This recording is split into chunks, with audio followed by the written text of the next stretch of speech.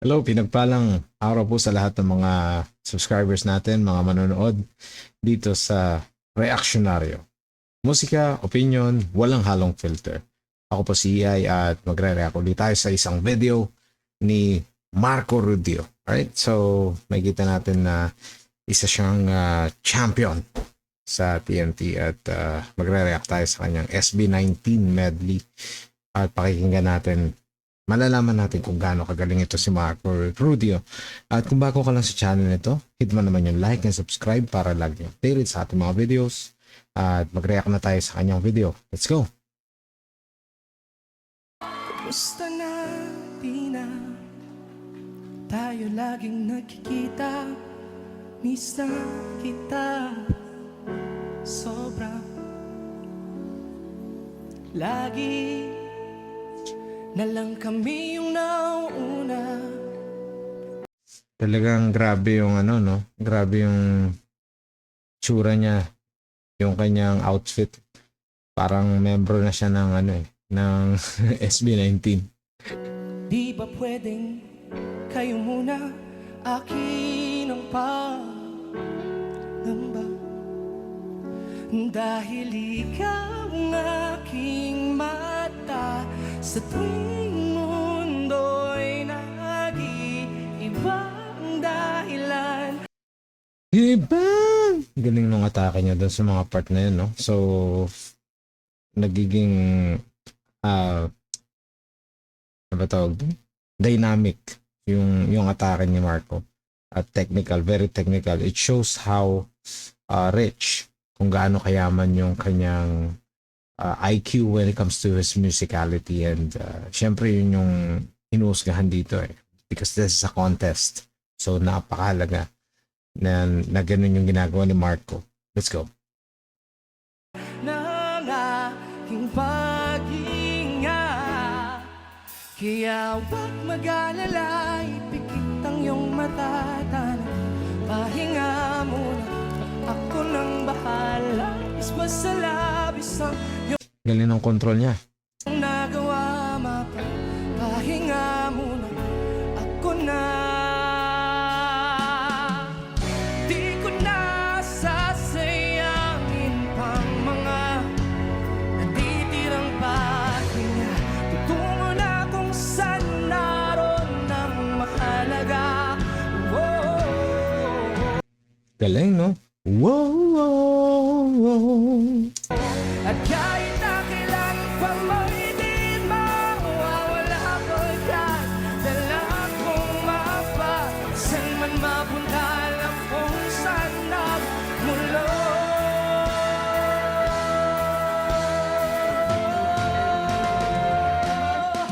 Kaya huwag mag-alala. Galing, no? Kaya wag! Galing. Galing yung atake ni Marco. Which is very, very methodological. Talagang yung kanyang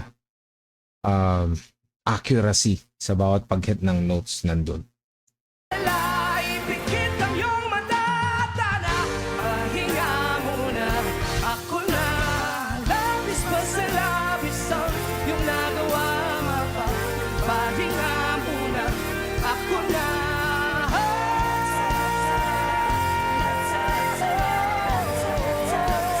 What I like about Marco is kapag nag-stretch siya ng vowels niya, wow!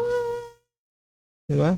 Pag nag-i-stretch siya ng vowels, it creates a different type of texture sa song, sa storytelling niya.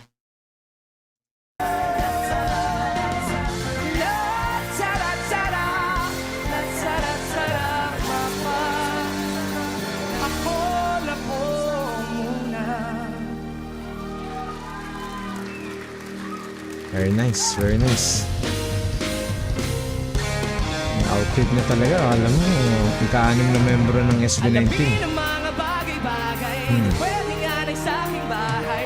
Kinig lang daw ang matibay, meron pag tinobak talaga mag-ingay. I want some, I get some, no later. I want some, I get that potato. That crap to shape me for major, but I say me not mediocre. Let me tell me what you see, a good t-shirt.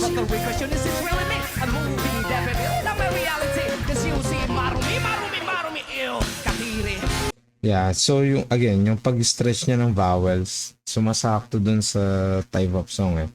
Sa message ng song, madalas may mga rap, 'di ba? SB19 dito sa Gento. And yun, pasok naman yung ginagawa ni Marco, which is I really like. Yeah, I'm gonna see you later. Pagkatapos kong shower, medyo ramdam ko ng power. Parang kulang pa sa sawa mga hater, kaya alamin ang mga bagay-bagay.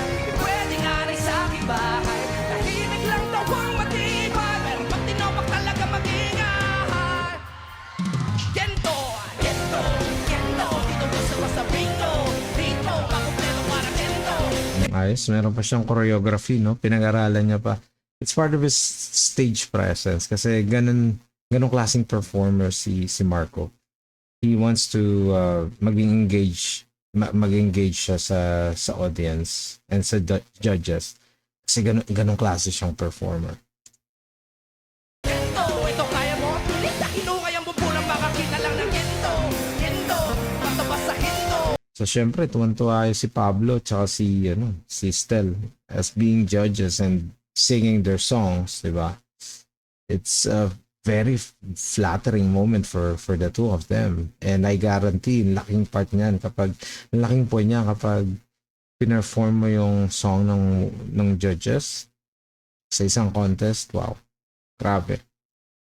Gento, porsyento bawat bitaw ko. Mismo, ito kaya mo? Hindi ka basta-basta makakakita ng gento. Halo kaya mo na parang gento. Huwag kang ihinto sa ordinaryo. Kahit pasigay ka sa magtugod, di ka basta-basta makakakita ng gento, gento. Hindi ka mo makakasa. So yung kanyang hindi ko alam yung lyrics pero parang ganun. So grabe yung ginagawa ni Marco at this point.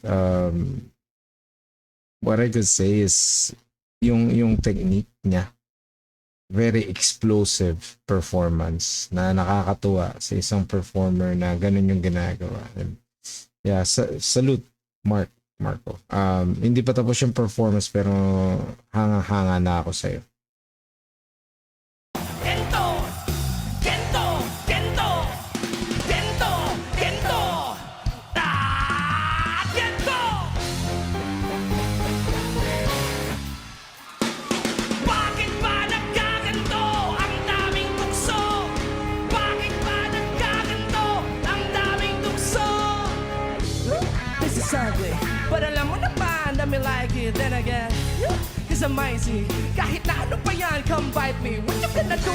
Kapag dumating na maitim na ulap ako kikiligin. Pagtutok sa positibo ay baka lang mapranig. Kasi pag realidad na ang harang agad nagising na sa'yo. Anong pakiramdam? Pumalig sa walang hanggang hagdan. Di ba sa padamdam ang katapusan na lahat ng isinimula dito? And now is growling, sa mga low notes niya, nag-growl. Mahirap yan sa isang performer to maintain those and then maya-maya mag-hit ka na ng high notes. So the control is there. Yung mga gantong piyesa, kailangan to ng masinsinang ensayo at practice. At hindi biro-biro yung preparation ni Marco for this contest. And take note, this is the championship. So, yeah. I believe he won. Yeah, nanalo siya rito. And kasama ito sa mga points na it adds up to the totality of his performances. Kasi napakahirap ng mga ganitong piyesa. I'm telling you, nakakapagod to, nakakahingal, at hindi ito ordinaryo, no? Hindi ito, well, yung mga ganitong performance usually pang pang malakasan, pang duluhang performance to or dun sa opening number. Pag sa concert, pwedeng sa opening to or sa pandulo. Kasi ganun siya kalakas yung dating ng ganitong performance. So, yeah, let's go. Sa itipon, lahat inipon. Kahit hindi mahalin ang di ko. Kahit tagusan, tanggap ko ng kamalasan ay nakaapa. Kita ba sa aking mga matang mga bagay na hindi mo nakikita? Kalawat at pag ako'y nangat, kasukulan may di panitinag. Ito na bunga ng mga hiraya. Bakit ba nagkaganto? Yung sinasabi ko, biglang aangat na naman siya sa ganung pitch. Yung mga notes niya, grabe na naman. So, the low notes, high notes, Spot on. Ang daming tukso, bawat hakbang laging may gulo. Pagkamalas, magbabat di ko galit tumakbo. Dito lang ako, kasalanan ko lahat ng to. Langumpay sa paggusto. Ang lahat ay may dahilan. Huwag ka na, sige lang sa paghatid. Bago ka, di kita nang sakata.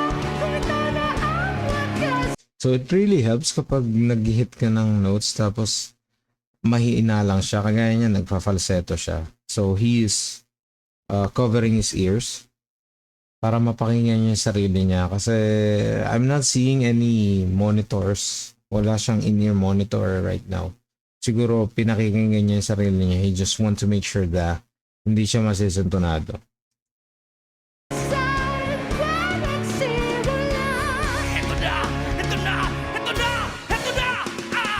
Bakit ba nagkaganto? Ang daming tukso, bawat hakbang laging may gulo. Pagkamalas, di ko galing tumakbo. Dito lang ako, kasalanan ko lahat ng to. Nangumpay sa paggusto ng anong pakiramdam. Grabe. Well, grabe talaga tong si Marco. Napaka-explosive niya on the stage, and also what I can say is napaka-fierce ng performance. Yung attitude niya on the stage is laging ganun, and he maintains that very, very good. It's natural. It comes out natural sa kanya. At hanga ako kay Marco, and well deserved being a champion for tawag ng tangalan this year or this season. Keep it up, Marco. Alam ko in the future pwede ka rin maging mentor, and kahit manonood lang kami ng mga videos mo, marami na kami matututunan with your style and techniques and how you present yourself on the floor, on the stage. Talagang salute Marco Rudio. Right? I'm actually a fan of you. Right, so maraming salamat sa mga nanood. Pwede nyong i-share po ito. Again, this is Reactionaryo by EI. Musika, opinion, walang halong filter. Maraming salamat po sa inyo. God bless us all.